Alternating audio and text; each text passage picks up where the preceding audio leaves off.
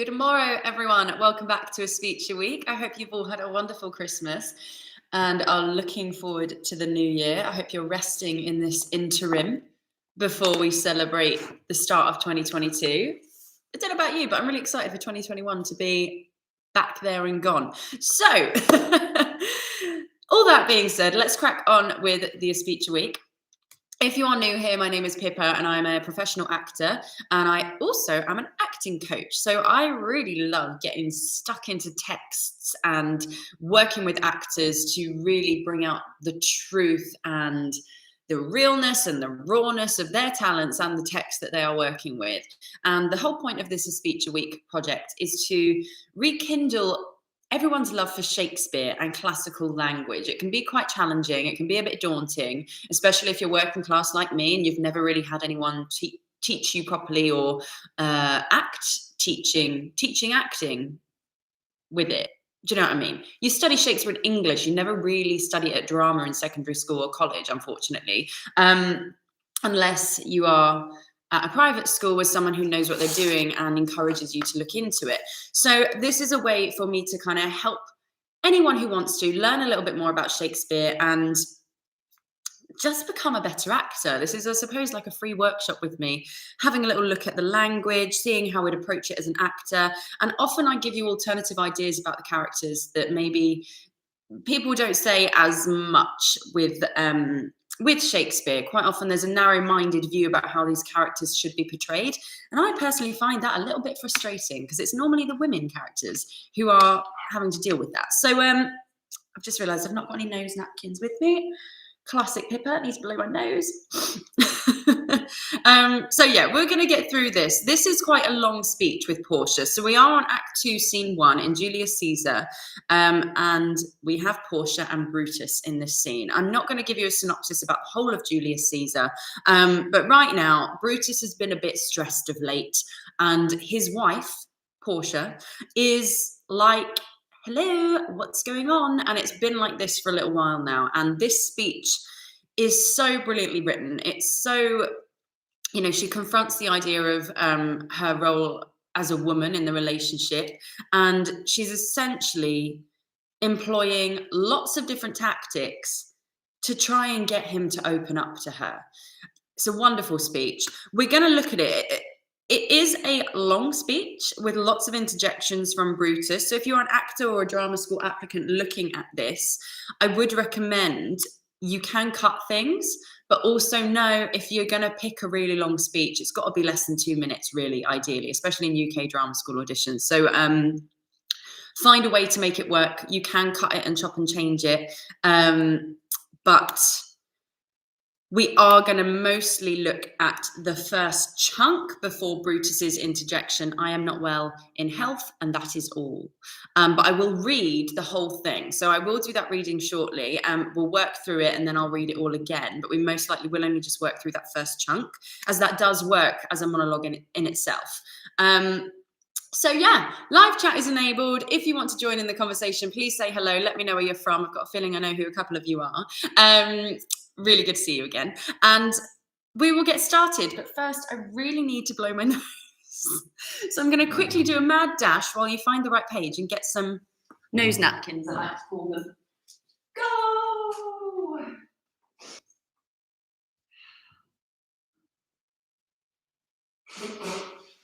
There we go. There we go. There we go.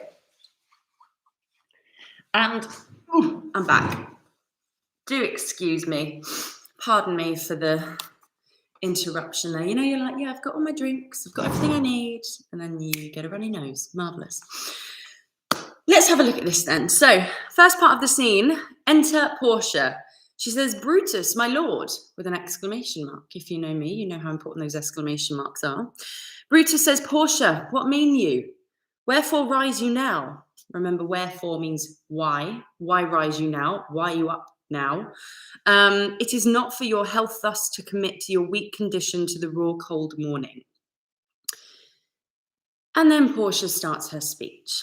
So first of all, something I want to pick up about what Brutus has said. He says, your weak condition. Often people construe this as Portia is pregnant, and therefore shouldn't be up this early. And that's up for you to decide. It doesn't really ever get drawn on. So I would just make a decision about that. However, it's quite funny that he says it's your weak condition. Is that just that she's a woman? Is it just that she is pregnant? Like, why would he say that? Maybe she's been ill lately? I think really just pick that apart, because if he's saying it because you're a woman, which I don't think he necessarily is, that's just going to get Portia's back up a bit quicker. And she is a clever woman. She is a tough woman, and she is a partner in this relationship. I firmly believe they have a strong marriage. They are a team, a bit like Macbeth and Lady Macbeth. They are a unit.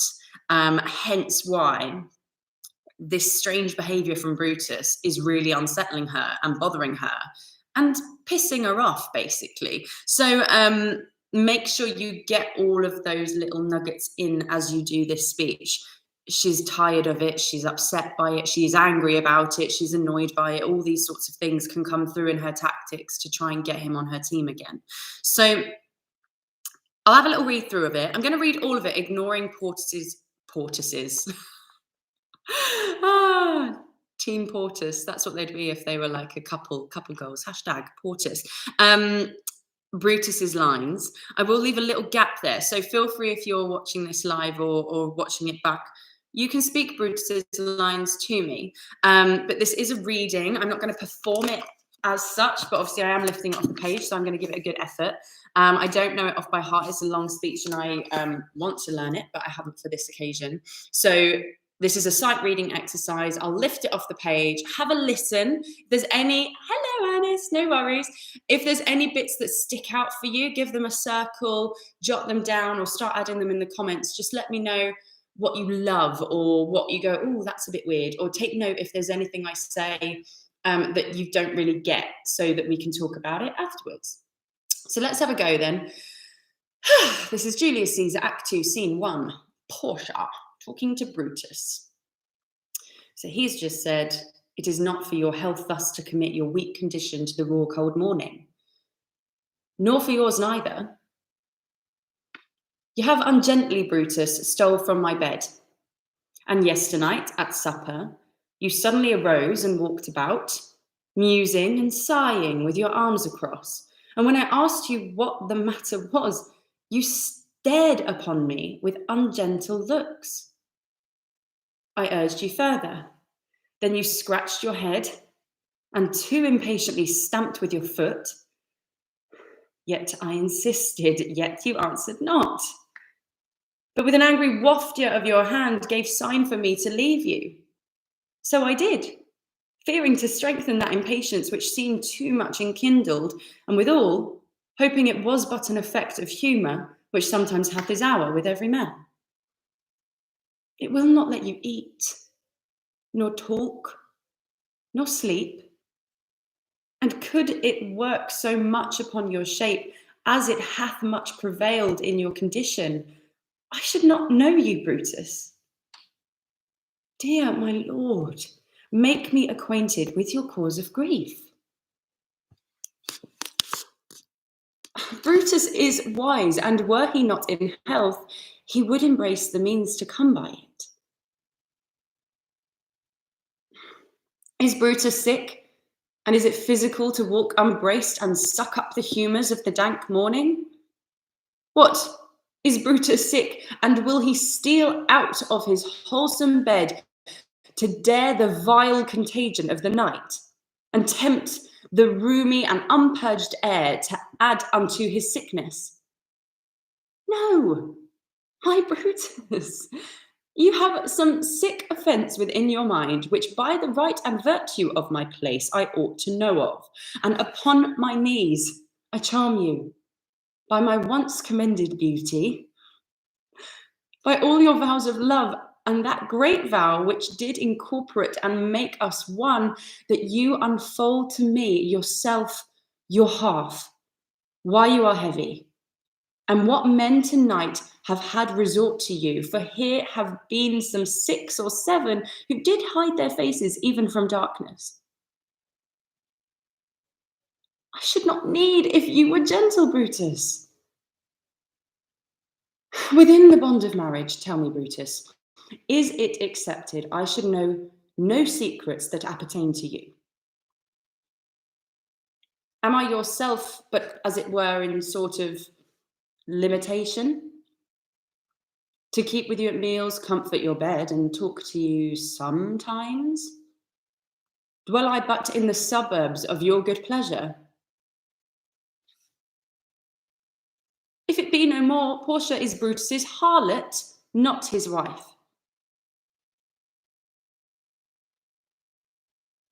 If this were true, then should I know this secret? I grant I am a woman, but withal a, a woman that Lord Brutus took to wife. I grant I am a woman, but withal a woman well reputed, Cato's daughter. Think you I am no stronger than my sex, being so fathered and so husbanded? Tell me your counsels, I will not disclose them. I have made strong proof of my constancy, giving myself a voluntary wound here, in the thigh.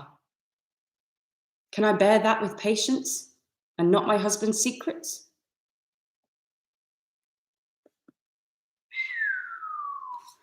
There we go. So, it's long, isn't it? Oh, hello there.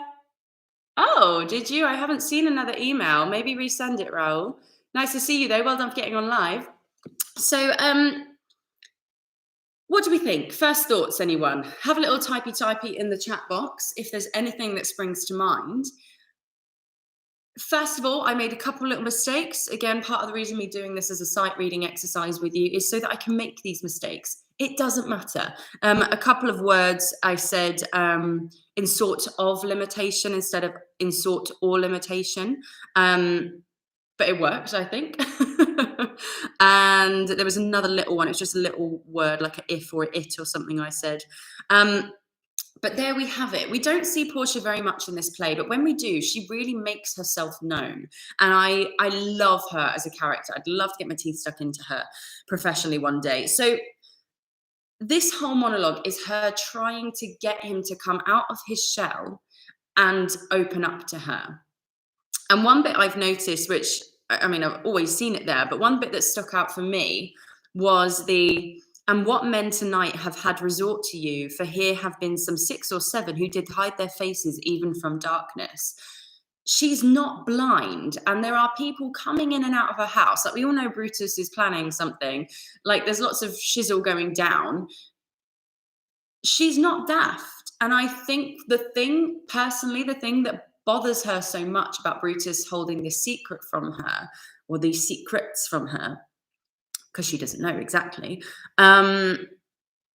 is this kind of treatment of her being stupid and not important enough to know, when perhaps, and I'm assuming throughout most of their marriage up to this point in relationship, they have been that unit that I've talked about earlier. And then she's exploring it and trying to figure it out and watching him. And despite the fact that he's only got a few little line interjections, the key thing to this speech is, and it's difficult when you're sight reading, but the key thing is you need to watch Brutus. You are looking for Brutus to give you some sort of clue or sign that he trusts you again and he wants to open this up to you. So bear that in mind if you're an actor performing this. If you're an actor performing this, you really have got to pay attention to him. It's not about you. Yes, you are sad and annoyed and you want to know what's going on, but at the end of the day, you need to find the information out from him.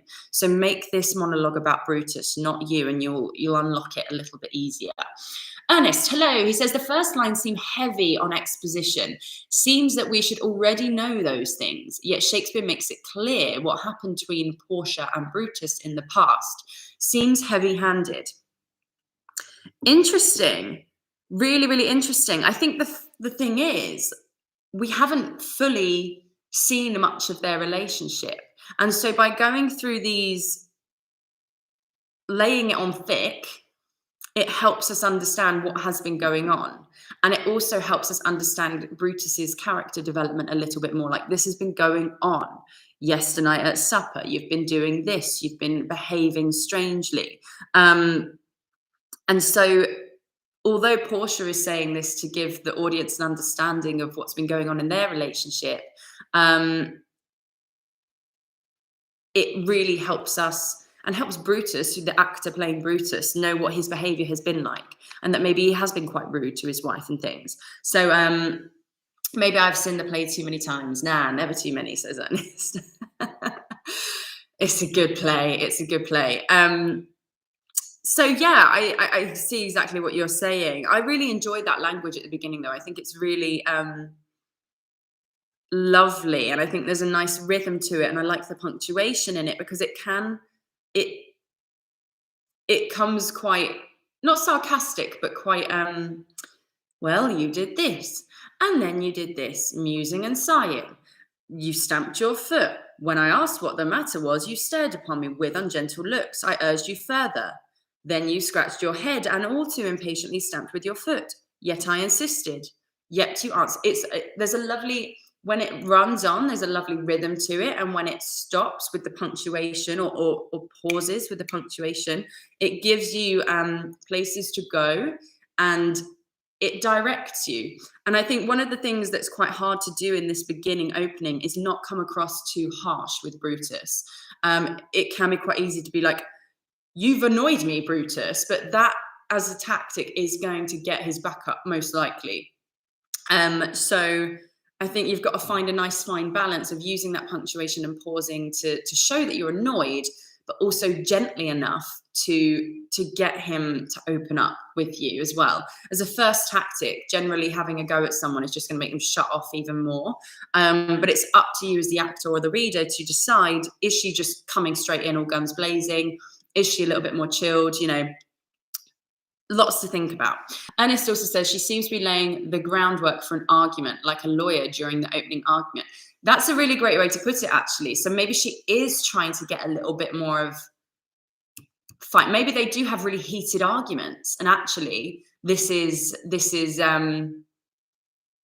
quite tame for them or something. Maybe there's a little bit more passionate fighting that goes on in their relationship, but it's the way it normally is. So yeah, loads and loads to think about. Let's get on with the translation so we can have a little actual unpick of the language and get it bang on. And it says, I think you are correct. We are supposed to be in Brutus's head. By the way, he's my favorite Shakespeare character. Well, at least on the shortlist. Interesting. And this has sent me a few little, an article about, which we talked about before. Interesting that it's your favorite character, considering you brought up the fact that the actor who played, well, one of the actors over the years who's played him was in fact the man who assassinated one of your American presidents. Really, really interesting. I'd love to know, tell me why you think he's your favorite character. I saw it by a production once who had Brutus as a woman. It was at Guildford Shakespeare Company. I was working with them at the time, actually. And it was fantastic. I forget the actress's name now, but it gave it such a different take. It was just so different seeing a woman say these words and have that stature. And this scene was really, really interesting. So yeah, so fascinating. Tell me why he is your favorite character and not the likes of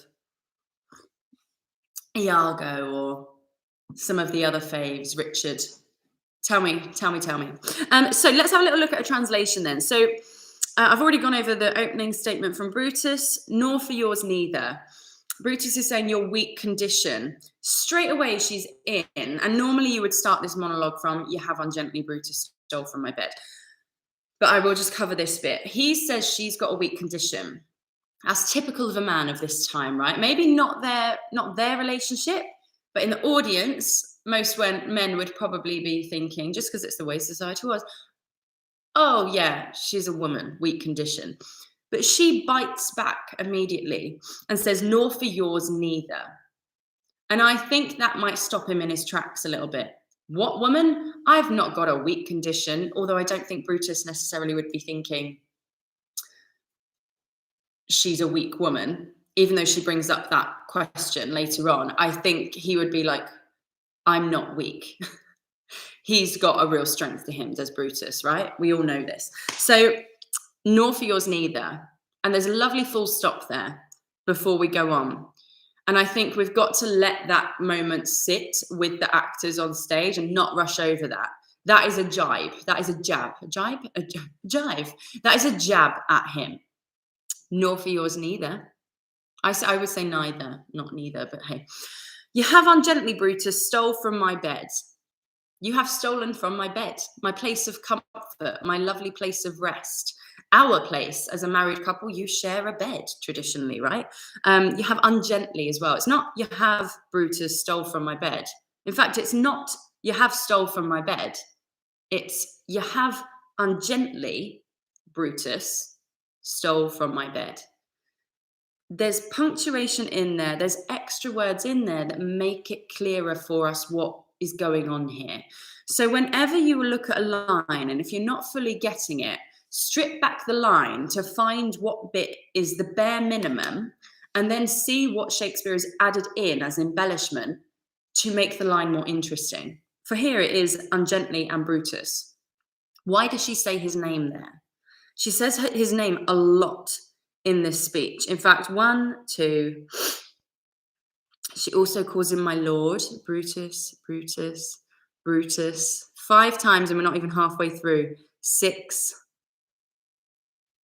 7, 8, 9, 10. She says his name 10 times, if I have counted correctly, in the space of not a lot of lines. Oh, 11 if you include the outburst at the beginning. Brutus, my lord. What? Crazy. Hi, Rodney. Looking forward to seeing you soon. I suspect that Shakespeare felt he better assume only one viewing. No recordings or videos. Playwrights, as with opera composers, had no idea what history might bring for each work in terms of a revival. Ooh, strip bare, then add back. That is good stuff, says Anne. It's a really key thing to do, and I don't think a lot of people do it, but it's a handy thing to figure out. So, what do you mean, Rodney, that Shakespeare would assume that nothing would be... What bit are you talking about? Just that the fact at the beginning there's lots of, like, talking through what's happened so the audience are only going to see it once? Or, like, what... Embellish for me. I've lost my train of thought with what I was saying there that I think you're referring to. So yeah, really, really interesting. Nor for yours neither. You have ungently, Brutus, stole from my bed. Semicolon, in my edition anyway. And yesternight at supper, you suddenly arose. See what I was doing there? I was stripping it back. And yesternight at supper, you arose.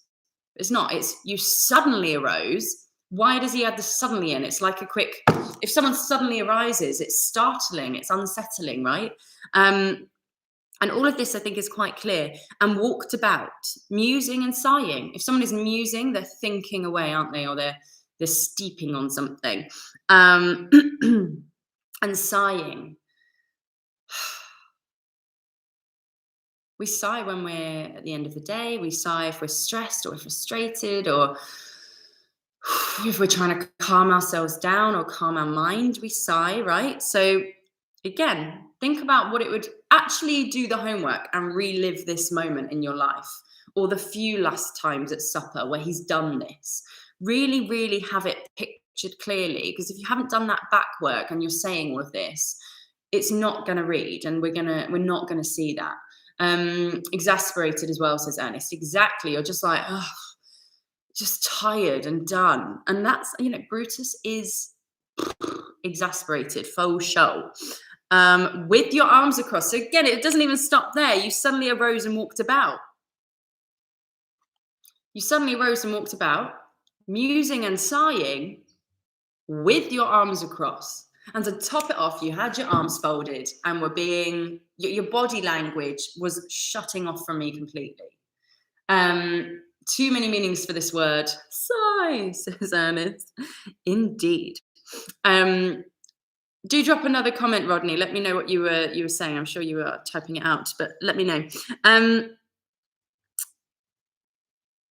And then it's not even got a full stop in my edition here. It does drive on. And when I asked you what the matter was, you stared upon me with ungentle looks. So twice she's used that word ungentle. ungentle is quite an unusual word. You'd normally say rough, but I don't know if she can actually bring, or something like that, right? I'm not sure she can bring herself to say, you have sharply or rudely or anything like that stole from my bed. She says ungentle. It's not that harsh, but it's not your normal gentle way, maybe. So have a think about that. Why does she use ungentle twice there? You stared upon me with ungentle looks. And that's where the moment ends. That's where we get the first full stop there after we started the monologue. So again, with a full stop, you've got to let that moment land. And I think that's where she allows herself to wait for him to interject, which he doesn't. So she goes on. Ironically, she's about to urge him further, but she recaps that story again. She says, I urged you further, then you scratched your head, and too impatiently stamped with your foot. And one thing I just want to talk about quickly as well is the enjambment in this monologue. Where there's the end of a line without a punctuation, we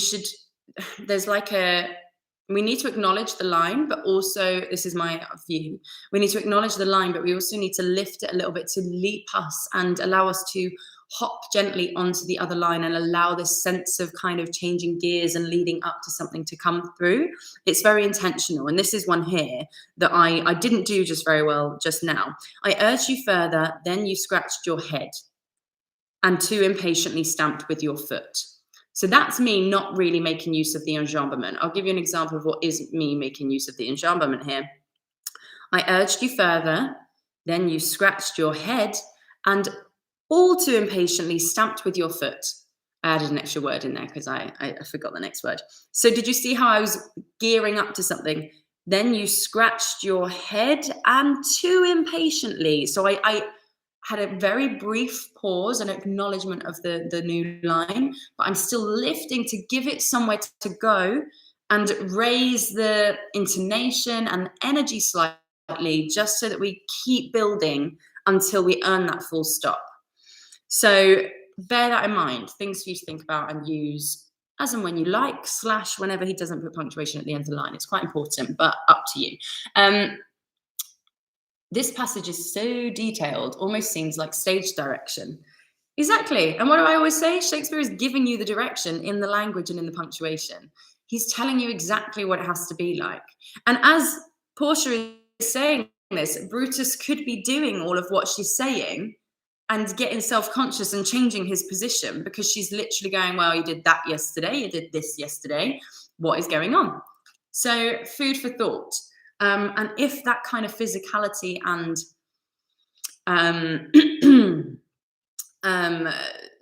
what's the word I'm looking for? That just behavior is in his repertoire, it should absolutely, most likely, be coming out in other scenes that we see with him. So absolutely, it's stage direction, and that's something that Shakespeare does very, very well in his productions, is write it in the punctuation and the descriptions from other characters. So I urged you further. I encouraged you I encouraged you more. I tried to find out more what was going on. Then you scratched your head and too impatiently stamped with your foot. Again, it's not, I urged you further, then you scratched your head and stamped with your foot. It's too impatiently stamped with your foot. So bring those out, make those stand out, use them. She's using those words for a reason. And yeah, if someone too impatiently stamps with their foot, it's I was about to say petulant. It's childish. It's erratic behavior for a grown man to behave like that. Strange, isn't it? And then we've got that full stop there as well. You stamped with your foot. You too impatiently stamped with your foot. Full stop. Is he going to say anything like, oh, I just had a stone in my shoe or something? He doesn't. So then we go on. So these full stops and this punctuation that he is giving us is an indication to get a response from him, especially the questions. But in this speech, the full stops, I think, are there for that reason. Yet I insisted. So there's no coincidence that after the first two full stops we have in this speech, she talks about urging further, insisting. I think there is a building impatience in this opening of the speech. No, normally I probably wouldn't encourage that unless you were doing the whole play, because if you were doing this for drama school audition, we do want it to be a little bit softer, I would say. So we've got more places to go. However, play around with it and see what comes to you. And to be honest, I do think she is getting a bit pissed here, and a little bit more heated. And I quite like the idea that maybe their arguments normally are quite like that, and therefore this is normal. Here we go. Thanks, Rodney. He says that the majority of playgoers probably only got one or two viewings of the same play in those days. Yes, not like Harry Potter, Star Wars, and Matrix today. Everyone could do Neo's bullet dodging dance. God, can you? Jeez Louise, it's pretty hard to do. But yeah, I know exactly what you mean. Yes, so that people wouldn't have been able to see it all that much. People could have saved up their shillings and things for such a long time just to get one viewing of these things. Yeah, it was probably the ultra wealthy who could afford to come back. Obviously, going to the theatre, remember, was a status game. There was that royal box for the people with money to show off, and if you were in the bottom, you were the bottom, and if you were in the middle, you were the middle class. If you were at the top, who had the most money, who could get out of the groundlings area where you were, you know, people were literally pissing, shagging, maybe, like fighting, throwing litter on the floor, getting all stinky, literally crowded in like this. If you were up there and you had space and everything, you were the highest of the high, and further away from these people. So yeah, and also remember at the Globe, actually, there is like paintings of the heavens as you go higher up on the stage. So there was this hierarchy. And so, yeah, some people would have only seen this play once and probably spent all week earning their money to be able to do that.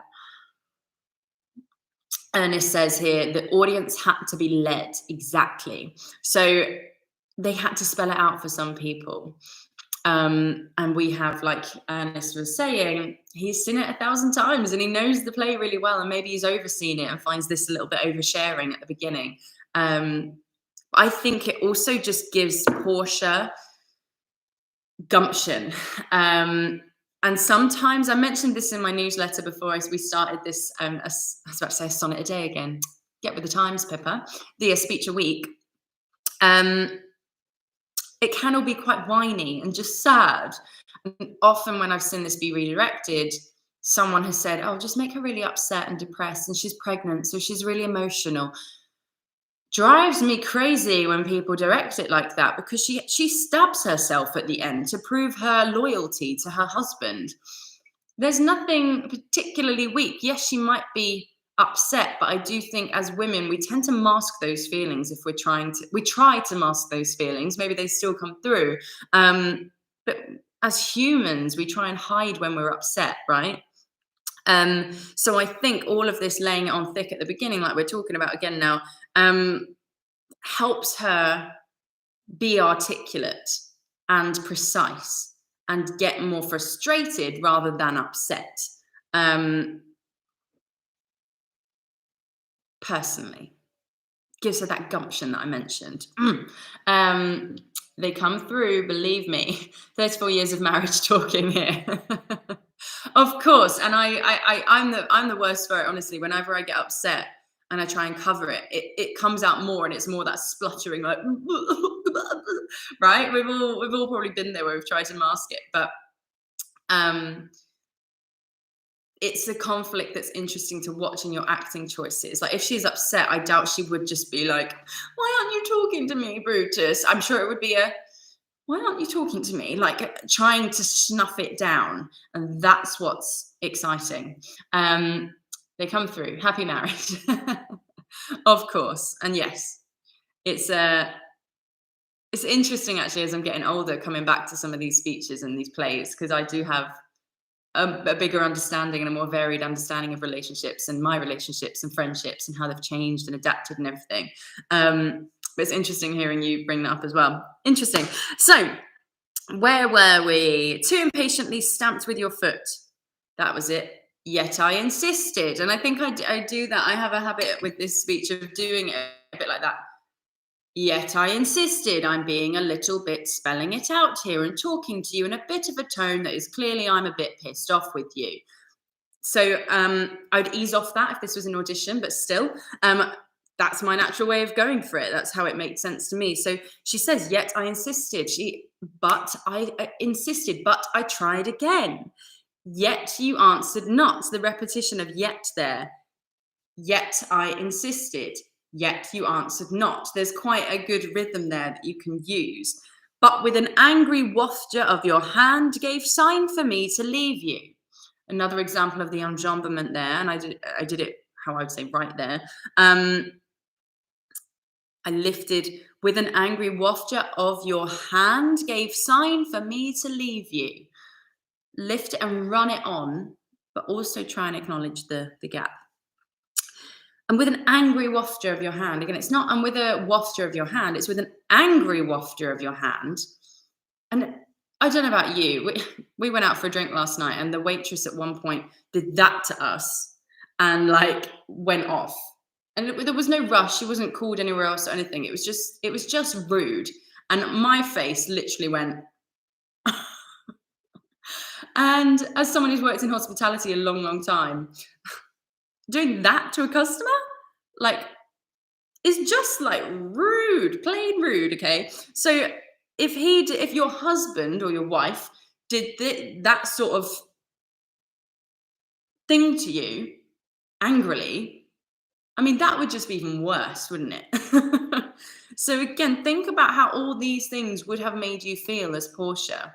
And think about if you're looking into Brutus's character, how would hearing your wife, who you're a unit with usually, saying all of this back to you make you feel? Brutus isn't just sat there taking this all on board and still stuck in his own thoughts. If you're doing this scene and you're Brutus, if you're not listening to her, you are being the worst acting buddy ever. You've got to be taking all of this in. And again, I think sometimes in plays, they cut this speech or Brutus is just like, I can't even listen to my wife right now. I think that's really disrespectful of the character, the story, and your character. So if you are a male actor watching this and you ever play Brutus or you've got to play Brutus, give her something. Use what she is giving you to be more guilt-ridden. It's only going to add and embellish your character more. She perceives a dismissive nature in the act, but was it really?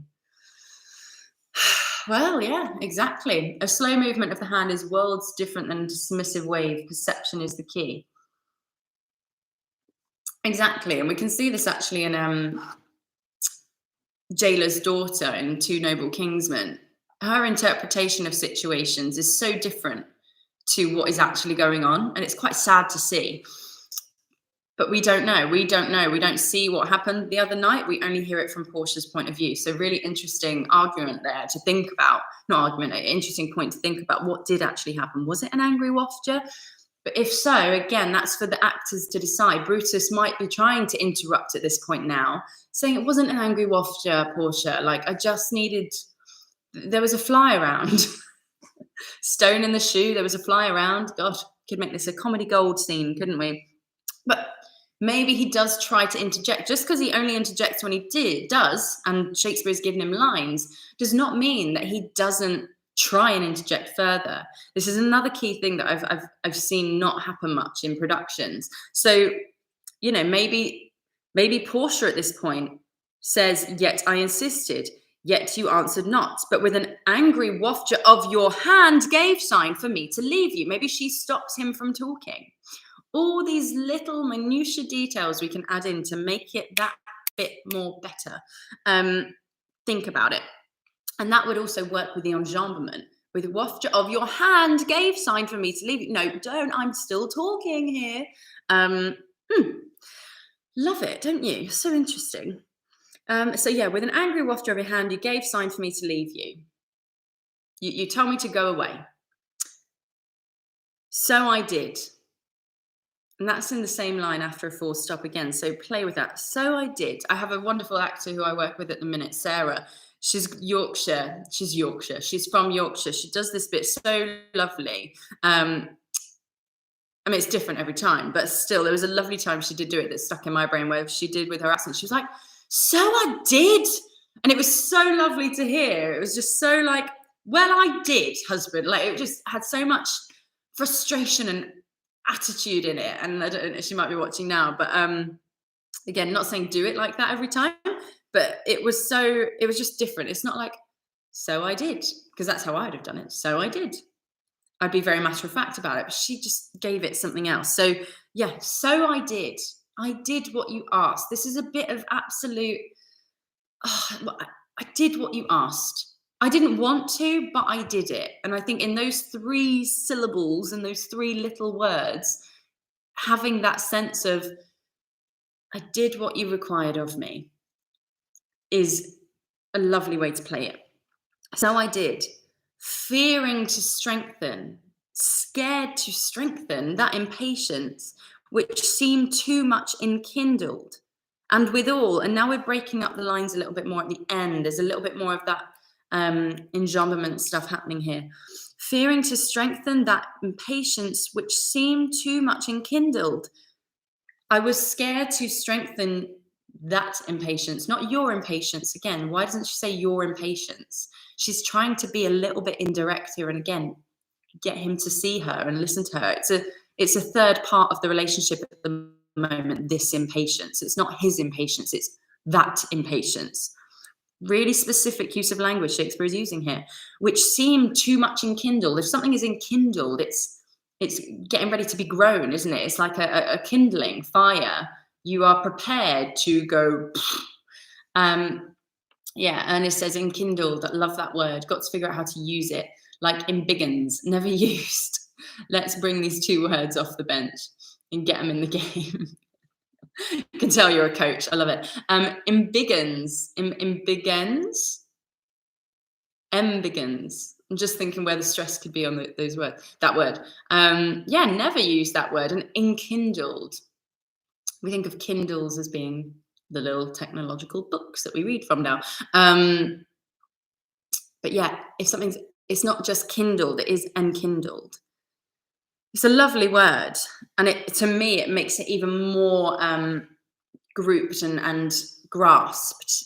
If something's kindled, it's prepared and ready to go, but enkindled, I feel like it's more enclosed, more encapsulated, maybe. Makes better. I'll pick it up from The Simpsons. Brilliant. You picked it up from The Simpsons. They said it on The Simpsons. That's interesting. So, which seemed too much, and again, seemed too much enkindled. She doesn't say it was enkindled. She said it seemed too much. She's being so articulate with her description of what she was seeing. She is reliving it, I think. And withal, hoping it was but an effect of humour, which sometimes hath his hour with every man. So then she starts to, I don't think she's making an excuse here, but she's saying that he's not alone. Like, this is normal, like this happens sometimes. I was hoping it was just a side effect of your mood, which sometimes hath its hour with every man, which sometimes happens to all of us. Although she didn't say all of us, she does say man. So she's being very careful with her genders here. So yeah, interesting. A noble spirit embiggens the smallest man. From The Simpsons. That's lovely. Did Principal Skinner say that or something? Or Smithers or something? God, I haven't seen The Simpsons in ages. So, then we've got a full stop there. I do think personally this is a bit of a gear change. My little hand wafted there. Then she moves along. She says, it will not let you eat, nor talk, nor sleep. She's said all of this. She's gone over what's happened the last few nights. She's saying that I did leave you. I was scared. I was worried to strengthen the demon within you, potentially, and hoped it was just something that it was just your mood and it would pass. You know, sometimes it comes for every man, this strange humor.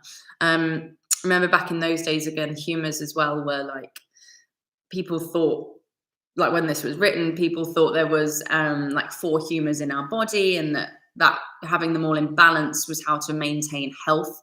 And if you were unhealthy or sick, whatever your ailment was cured by trying to rebalance those humours. If you were vomiting a lot, it meant that one of the humours to do with vomit wasn't helping you, so you needed to purge another thing or something. Very strange. But humor as well, obviously sense of humor. If you had a humor, it's your mood, it's your temperament. Temperament. Struggling with my words lately. You know, after Christmas, you haven't really spoken to many people or like had any, like in-depth conversations. You forget words. You've just been watching smushy Christmas films and drinking prosecco, and you forget how to actually talk. And it says The Simpsons of the 1990s of the 1990s was the best collaborative writing since King James Bible.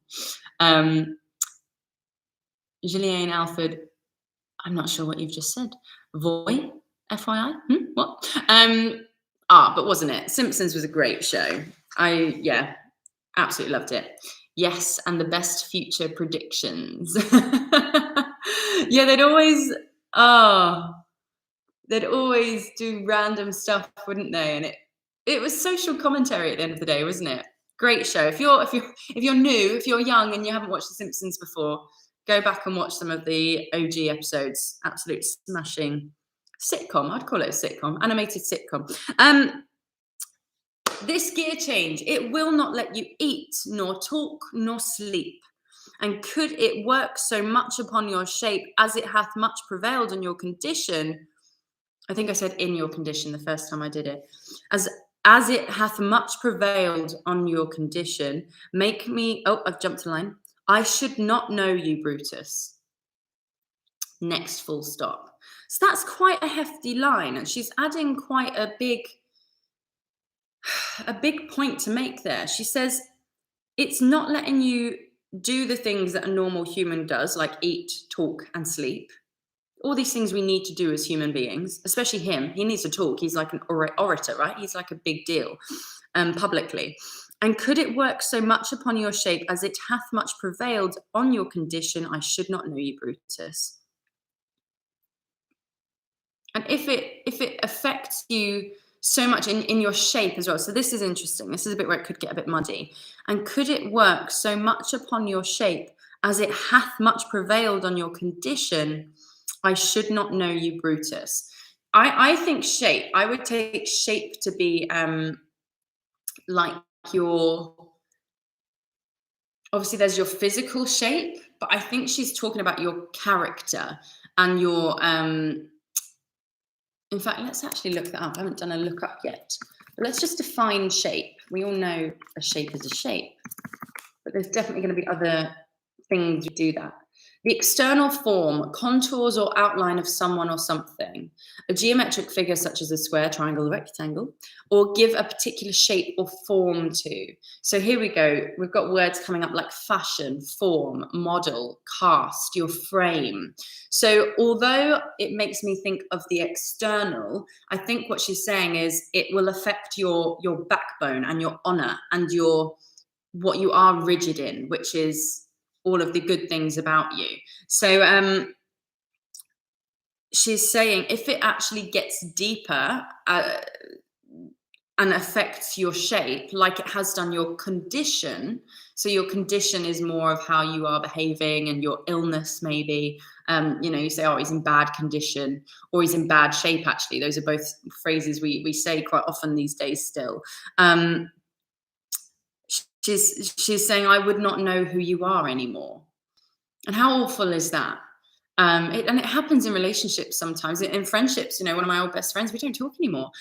It just happens. Like, we're just very different people. And I personally, I don't know if she recognizes me. I don't think I recognize her anymore.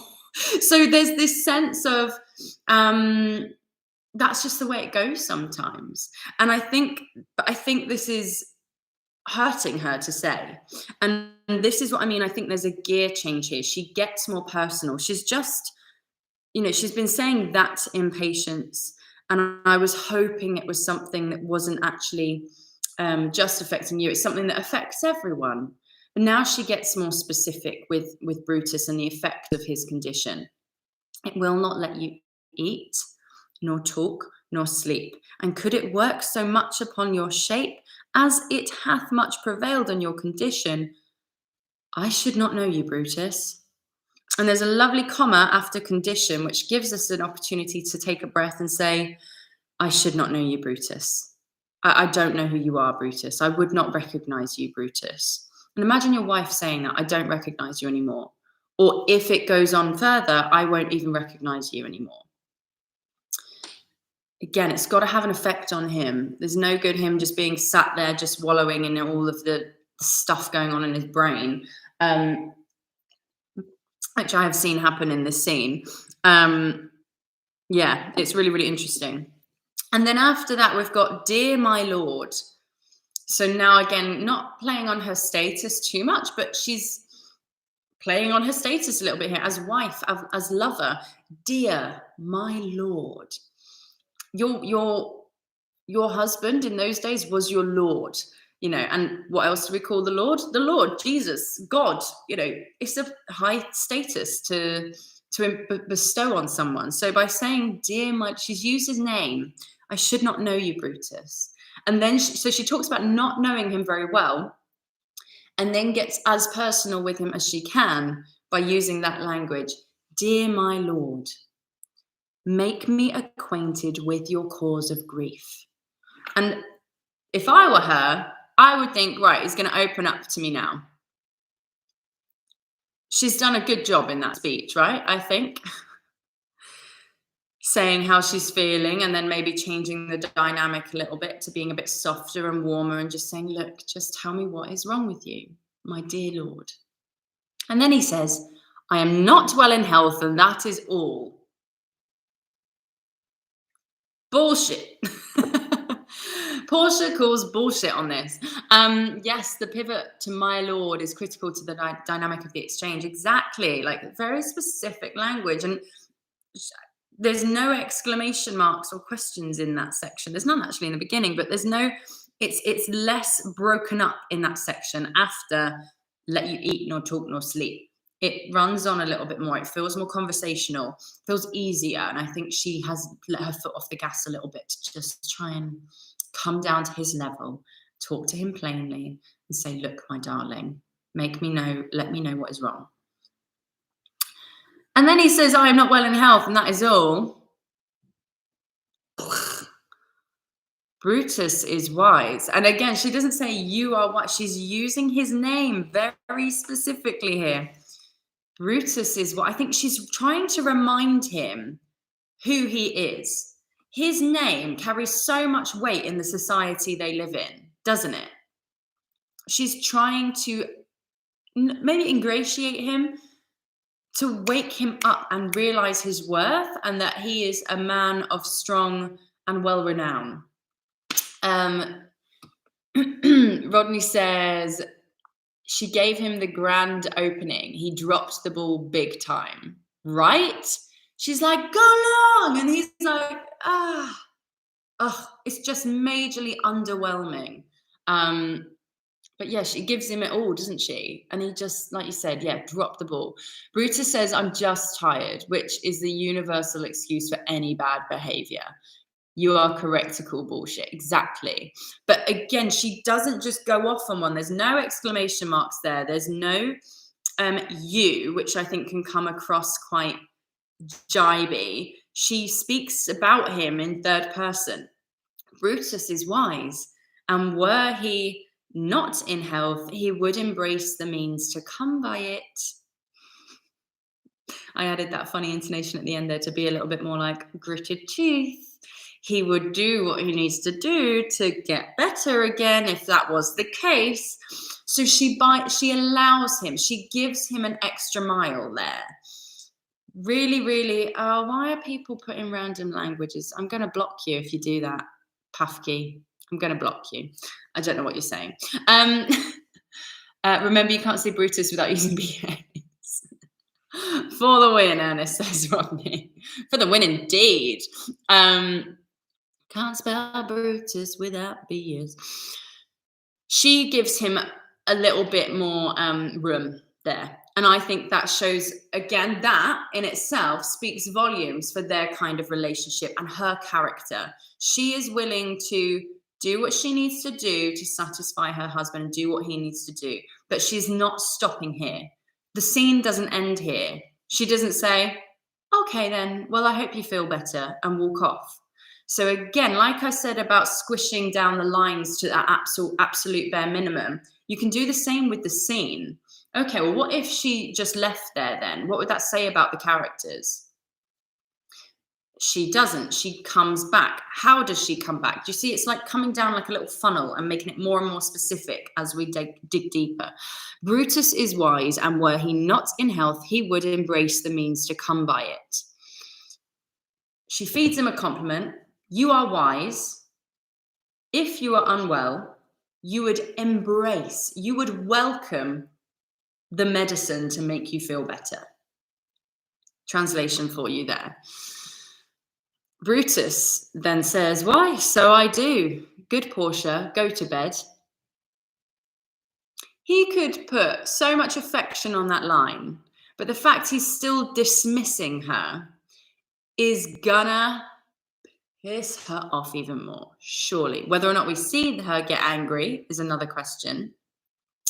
But now she starts actually asking him direct questions. She's not asked him a direct question yet.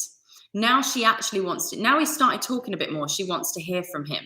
So again, look at how complex this scene is. And we are going to actually stop soon. I'm not going to get through all of this bit. But see how complex this scene is. She doesn't ask him any questions, so he doesn't say anything. Maybe he interrupts, we don't know. But he doesn't actually have any lines written in by Shakespeare.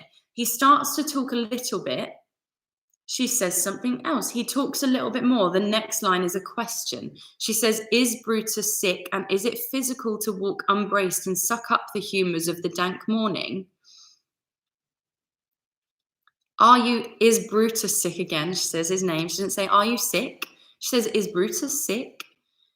And is it physical to walk unbraced and suck up the humours of the dank morning? So the dank morning is it's not just the morning, it's the dank morning. It's the early hours of the morning. This should be like 3 a.m., right, as well. And if your husband's walking around with people wearing masks or covering their faces late at night, especially of this time when this is set, not just Shakespeare's time, but Caesar's time, stuff is going on. There is stuff going on. Let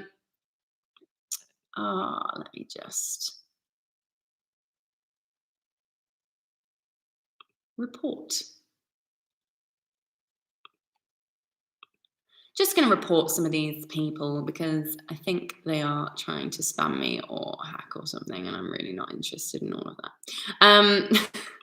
So, yeah, walk unbraced as well. If you walk unbraced, it's discombobulated. If something is braced, I'm thinking not just like from clothing perspective. Let me just quickly look up brace. To give support. I was literally thinking of like crutches. If you're unbraced, you are not supported. But also you'd brace your like garters and hose. You'd lace up, I suppose. It is. She boxed him in more and more, and he just sends her off. Exactly, Rodney. Frustrating for her, isn't it? Ernest says she is strong enough and knows him well enough to parry with him. She doesn't go away just because Brutus has drawn blood. This is an elaborate setup. Fantastic dialogue, worthy of Quentin Tarantino, 100%. And there's a reason we're starting to see more Shakespeare on film again now. Denzel is about to play Macbeth, which I'm so excited about. But Julius Caesar needs to be done 100% on film. It would be smashing. I should direct it. So, is it physical to walk unbraced and suck up the humours of the dank morning? Is it healthy to do that? Is it physical? Is it a good thing to do? That's how I'm kind of taking that. Let me know if you agree. And she asks that question. So actually ask that question if you're doing this. I say that all the time. Actually ask the question. And then she goes on, what? Is Brutus sick? And will he steal out of his wholesome bed to dare the vile contagion of the night, and tempt the roomy and unpurged air to add unto his sickness. That is one little line. That is quite the line. And it stops mid-sentence, like mid-line there with that question again. So she goes and asks another long-winded question in the third person, using language like vile contagion of the night and tempt the roomy and unpurged air. So I said unpurged in my reading, and tempt the roomy and unpurged air. So it should have 3 syllables in unpurged, and add unto his sickness. Would he steal from his wholesome bed, his loyal marriage, to dare the vile contagion of the night? And remember, we've talked about this a lot in the Sonnet a Day as well. Nighttime was a time of fear for a lot of people. That's when shizzle would go down. That was a time when people could sneak around and plot. Going back to Guy Fawkes's day, that's when people would hide around and sneak around and plan to do things that maybe were corrupt or questioning the government or following your own beliefs and not doing the laws, the lawful things. So doing the laws, you know what I mean? So she's saying, like, you're tempting the unpurged air. Her language shifts it and she gets dark, and asks him, why would you add to your sickness by doing this, by your by effing up your behavior fundamentally? Ernest says, so was the morning air really fell in Shakespeare's time? They were near bogs. If they were near bogs, you could have dank, stagnant air, or is this a metaphor? I think in the mornings, like early mornings, like I said, that's the shady time. And I think it would have been cold probably. I mean, obviously this is set in a different time, but when the sun rises, I think the morning is nice and crisp. This is how I'm picturing it. But the dank morning, I think, is the bit between sunrise and gone night, where it's kind of like there's lots of dew around and all the bugs are coming out, or like the birds aren't singing yet. I think it's for me, it's just that bit of time where it's no longer night, but it's not morning yet. It's that purgatory. And I think that's why she's using a lot of language like tempt and dare, and unpurged, because I think she's saying it's the leftovers, it's the in-between stage, it's the dirty, unsure, murky part of the cycle of day and night. So yeah, I think it's a metaphor, but also nothing goes on in that time. You know when it's a bit different nowadays. But when the day kicks off, energy is just buzzing and humming a little bit more. But this is a time when everyone should be in bed sleeping, but he's not. Therefore, he's disobeying the laws of nature, maybe. Rodney says, I'll suspect morning was when they dumped the pots into the streets. Very good. I think they did it whenever, but absolutely. So obviously back in those days too, Romans had a different way of doing it.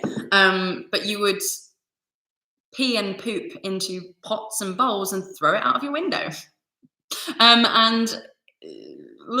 So yeah, maybe it was the time when you aired out, you took out the trash, you aired out the bathroom, and you cleaned the toilets and all of that sort of stuff. So yeah, it's maybe the time when the lower classes were doing their jobs and it was all that gross stuff. I know for sure Edinburgh had quite an aroma as you went downhill from the castle. Rodney, that's a crock, says Ernest. Exactly, Rodney. And everything falls, right? Gravity's the thing. So all of that pee and poop and everything, it just comes down to wherever it comes in the river. And this is a thing in Southend, where I'm from, there's a beach, but it's part of the estuary, the Thames estuary. And a lot of people don't swim in there because it is basically a sewage point. And it is like everything comes back to the water. So maybe maybe they've got a moat, and maybe that's where they do dump all of their stuff. Maybe it does smell a little bit. So yes, really interesting to have that conversation and go into that depth with it. But I think Rodney's kind of bang on there. I think that was the time maybe they were cleaning these things out, or at least you could smell it more because there was less going on, and you didn't have the perfumes lit and the candles lit and the posies with you to smell. It was the morning when all of that just laid stagnant in the air. And like I said, I think the idea of purgatory is a really good one. So if you don't know what purgatory is, actually, I'll just explain. It's kind of the in-between, before you go to heaven or hell. It's like the in-between. It's like the waiting room. And there's a fabulous play, actually. Both of you should read it, Ernest and Rodney, because I think you would love it. Anyone should read it. It's written by Stephen Adly Gurgis, I think that's his name, who's amazing, an amazing writer. He's written some amazing plays, but one of them that I worked on at Bristol Vic for a while was the Last Days of Judas Iscariot. Freaking amazing, chilling, funny, excellent play, and I highly recommend you read it. Shit does flow downhill, says Ernest. It does. So 12 years of Catholic school here, know the concept well. Golly gosh, wowzers. So yeah, really, really interesting. And you know what? We've gone on for over an hour. I really want to continue this, but I am going to stop here because I've got another call to get onto. If you've got any more questions about this speech, though, that maybe we haven't covered, if you're watching this back, feel free to comment below and I'll try and get back to you as soon as possible. But keep working through it. It's a really wonderful speech, and you could absolutely end it at, "Dear my Lord, make me acquainted with your cause of grief." But if you are doing this for drama schools, I think go on, but maybe have a few little cuts and twigs around just to see if you can, yeah, keep it under your time cap and everything. But it's a wonderful scene. It's so well written. I'm really glad we worked on this one this week. And if you have any extra questions, like I said, just message me. What time are we on? Because I will have to go. Oh, okay, right. I'll read up to the point we've worked on again, just to relift it and see what we've got. Anything else? See if we've got anything else that comes out. And then I will get on my merry way. But for now, let's have another go. This is Portia from You Have Ungently Brutus Stole From My Bed. Enjoy.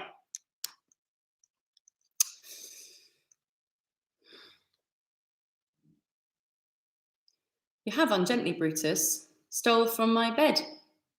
And yesternight at supper you suddenly arose and walked about, musing and sighing, with your arms across.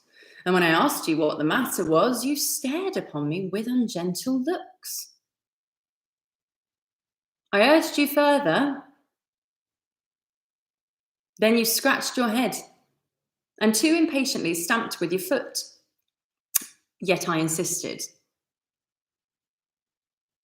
Yet you answered not, but with an angry wafture of your hand gave sign for me to leave you. So I did, fearing to strengthen that impatience which seemed too much enkindled, and withal hoping it was but an effect of humour, which sometimes hath his hour with every man. It will not let you eat, nor talk, nor sleep. And could it work so much upon your shape as it hath much prevailed on your condition, I should not know you, Brutus.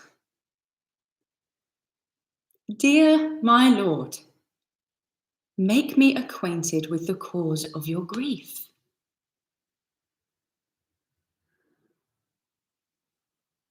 Brutus is wise, and were he not in health, he would embrace the means to come by it.